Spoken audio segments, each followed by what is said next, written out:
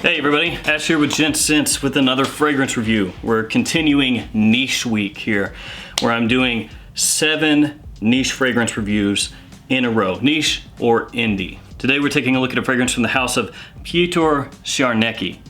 And pretty sure I butchered that, so I apologize, but it's a Polish name. I don't really get to practice my Polish names very often. The fragrance is called Bluebijou, and I actually purchased this from Lucky Scent. I do believe it's an exclusive to Lucky Scent. At least if you go onto luckyscent.com and look up this fragrance, it will say exclusive in the corner, so I'm assuming that it is.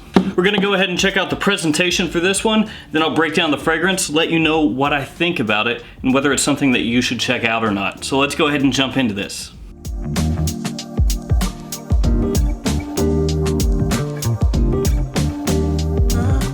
Alright guys, let's go ahead and check out this presentation. First up the box, you've got the name of the house, name of the fragrance, size and concentration at the bottom.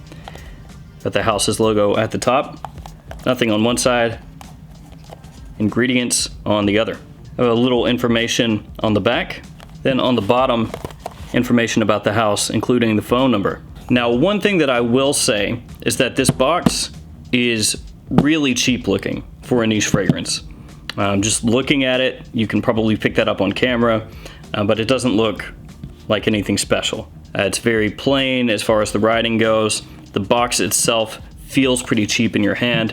It's just overall not a presentation to get excited about. Next up, we'll take a look at the bottle. In my opinion, the bottle does look nicer than the box, so that's a good thing at least.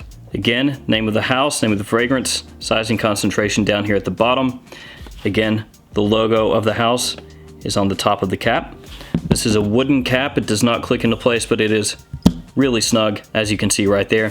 Atomizer on this is fine, no issues with that whatsoever. And then there's nothing on the sides, the back, or the bottom of this bottle. There we go, there's the presentation for Bluebijou. Box is pretty forgettable, but the bottle does look nice.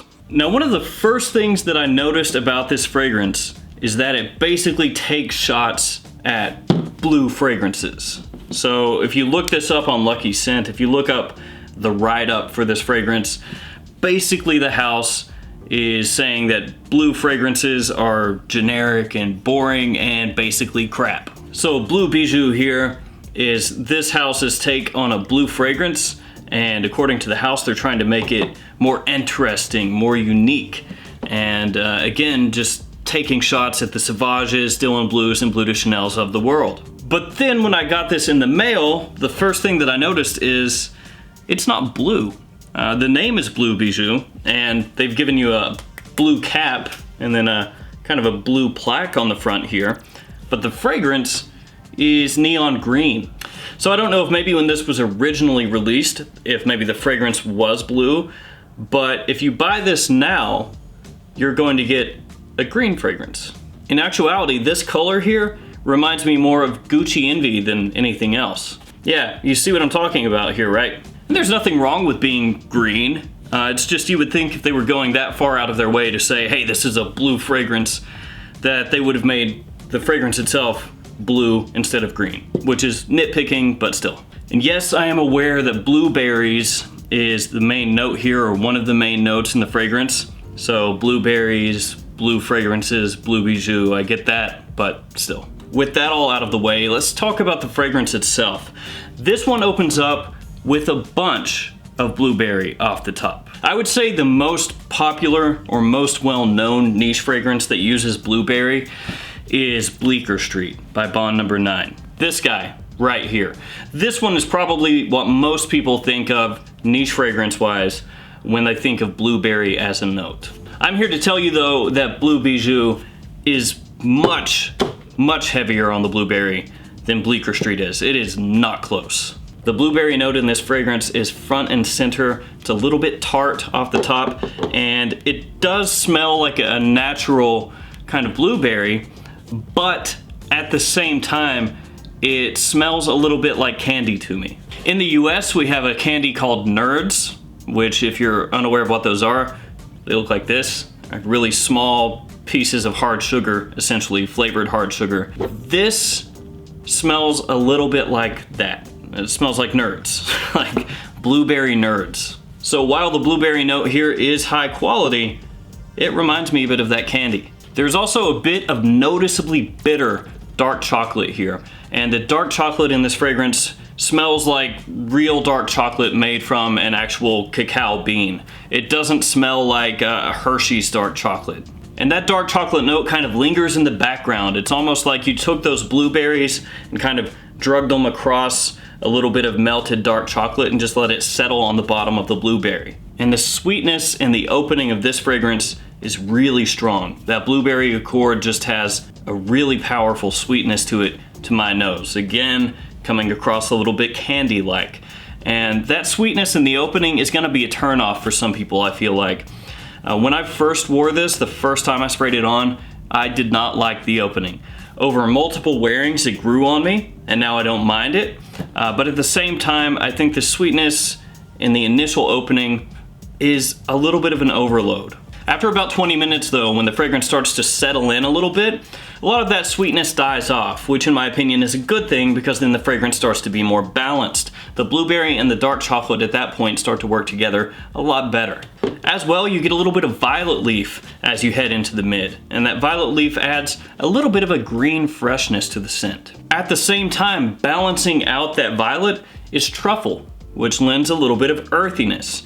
So as you start to head into the mid, there are a lot of things going on with this fragrance that make it really interesting to smell. The violet to me doesn't come across really strongly as its own note.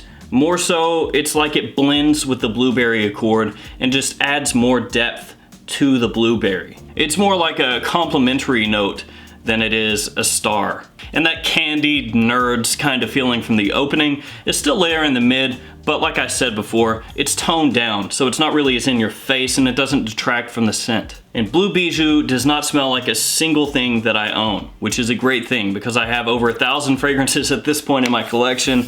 So to have something that smells uniquely itself is a great thing. You may be able to find a really faint similarity here or there just because of shared notes between fragrances, but the composition here is clearly all its own. And as this fragrance starts to head into the dry down, it starts to take on kind of a warm darkness, which switches up from what you've smelled in the opening and the mid. There's a cognac note in here that starts to come out in the dry down with a small tinge of oak wood, which adds a really nice nuance to the base of the fragrance. I will say though that the cognac note in Bluebijou is not overly boozy. A lot of times when you hear whiskey or rum or cognac or any of those types of liquors as a note in a fragrance, you automatically kind of assume it's going to be that sweet, warm booziness that you usually would get from those notes. But here, the cognac doesn't really come across strongly. It's a note that settles in very slowly over the life of the fragrance. It's something that's kind of a slow burn.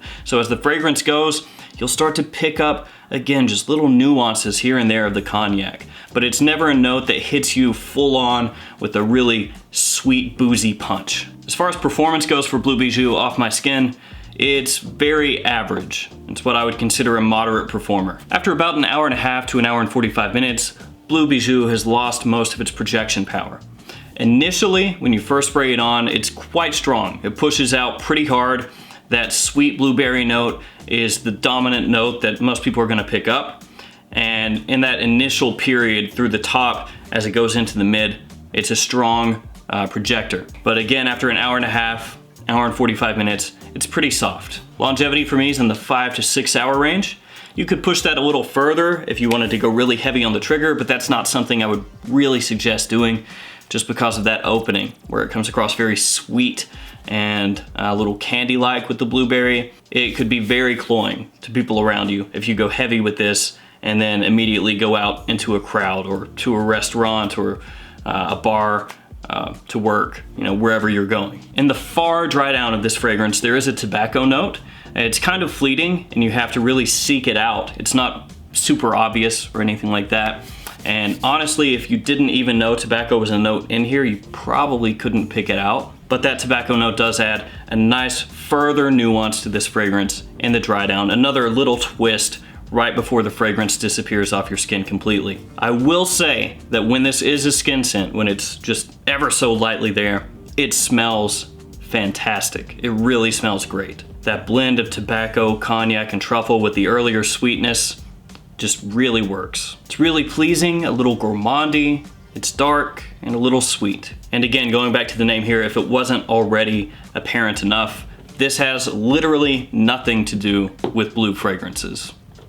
Nothing. This has absolutely nothing in common with fragrances like Sauvage, Dylan Blue, Bleu de Chanel, Mr. Burberry, Aqua Atlantique, and all of the other blue fragrances out there. And while it does share notes of blueberry and violet with Bleecker Street, it's not close to Bleecker Street either. More than anything, this is a dark gourmand fragrance with a really sweet blueberry note. It doesn't have anything to do with the hyper versatile, people-pleasing, office-safe scents that you would usually associate with blue fragrances. And just kind of wrapping up this battle of niche blueberry fragrances, Bleecker Street is going to be your more mass appealing, versatile fragrance that more people are going to enjoy, while Bluebijou has more depth and is a more interesting fragrance overall to smell. Personally, I like both of these. That's pretty much gonna do it for me with Bluebijou. So the opening is going to be the most challenging part of this fragrance, in my opinion. That's the part of the fragrance that I had to kind of come around on. Initially, I didn't really like the opening. Once I got used to it though, I did start to enjoy it, and now I don't mind it whatsoever.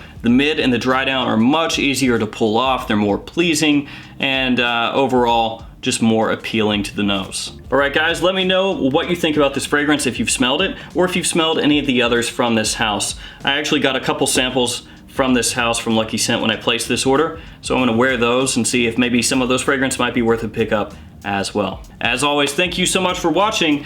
Please like, comment, subscribe, and I'll see you tomorrow with another niche fragrance review. Thanks guys.